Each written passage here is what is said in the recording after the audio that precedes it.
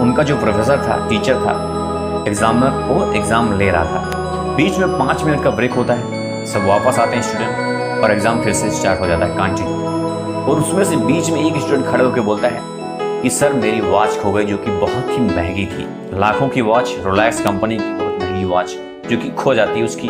और टीचर से बोलने लगता है। तो प्रोफेसर समझ जाता है कि ना तो कोई बाहर गया है इस क्लास से, ना तो कोई बाहर से अंदर आया है, इन्हीं जितने स्टूडेंट हैं इन्हीं में से किसी एक ने उस वॉच को चुराया है। वो क्या करता है, क्लासरूम का जो गेट था उसको बंद करवा देता है। तो जो उस वॉच को चुराया था वो मन ही मन बहुत टेंशन में आ जाता है। कोई भी हो, आप भी हो, कोई भी होता उनकी जगह पे, वो बहुत टेंशन में आ जाता है। उसकी हवा तो खराब हो गई, वो बस मन ही मन बना लिया था कि अब मुझे एक ही रास्ता है मेरे पास, सुसाइड करने की, क्योंकि बेइज्जती बहुत भयंकर होने वाली है। तो टीचर ने क्या किया, सभी स्टूडेंट आंखों पे पट्टी बंधवा देता है। उसके बाद आंखों पे पट्टी बांधने के बाद वो सबका चेक करने लगता है, जेब वगैरह। उसी जो जिसका घड़ी चुराया गया था उसके पास जाता है, उसी के पास जो बैठे थे सबका पहले चेक करता है। तो उन्हीं में से एक के जेब में वो घड़ी मिल जाती है।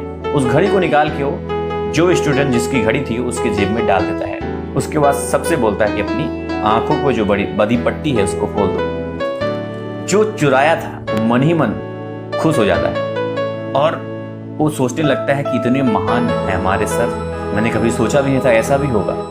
अपनी उसकी जिंदगी बदल जाती है, सुसाइड करने का मन उसका बदल जाता है। वो घर जाता है, घर पे भी अजीब सी उसकी फीलिंग होने लगती है। सब कुछ उसकी ज़िंदगी में बदलाव आ गई थी। वो एकदम पॉजिटिव सोचने लगा था। वो मन बना लिया कि अब ज़िंदगी में कुछ करना ही करना है, बस ये सबसे बड़ा मौका था मेरी ज़िंदगी के लिए, भगवान ने इस मौके को हमें दिया है। खूब मेहनत करने लगता है पढ़ाई में, लिखाई में, सब कुछ।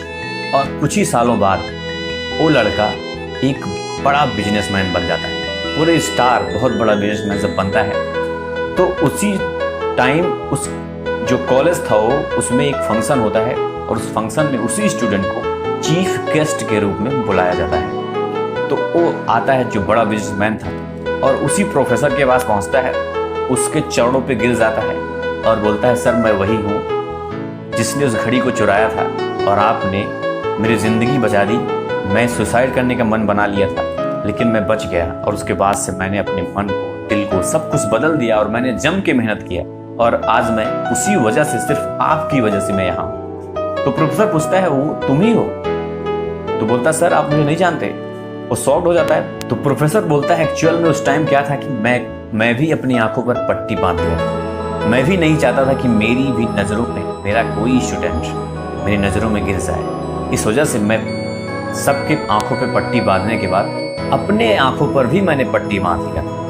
वो स्टूडेंट ये बात सुनकर उसके चरणों में दोबारा गिर जाता है और उसकी आंखों में आंसू आ जाते हैं और उसके गले लिपट कर खूब रोता है और बोलता है आप तो भगवान हैं साथ। तो दोस्तों ये कहानी इतनी खूबसूरत है कि क्या बताओ, आपसे खुद समझ सकते हो आप कि ऐसा भी हो सकता है। हम क्या करते हैं अपनी ज़िंदगी में, लोगों की सिर्फ गलतियों पर फोकस करते हैं, गलतियों को ढूंढने में अपना टाइम बता देते हैं। कहीं पे भी देखो, अपने माँ बाप की गलती हो, अपने भाई की गलती हो, अपने पड़ोसी की गलती हो, अपनी फ्रेंड की गलती हो, या फिर खासकर अपने जो सरकार है, देश की गवर्नमेंट होती है, उसकी तो दिन भर बहुत से लोग हैं सिर्फ गलतियां ही निकालने में समय अपना बिताते हैं, उनकी अच्छाइयों पर कोई फोकस नहीं करते। तो माफ़ करना सीखना चाहिए। इस कहानी से हमने क्या सीखा कि माफ़ करने से हमारी ज़िंदगी भी बदल सकती है, हमारी सोच भी बदल सकती है, वो सामने वाला है वो भी बदल सकता है।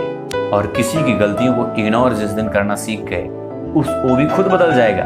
और आप क्या फील होगा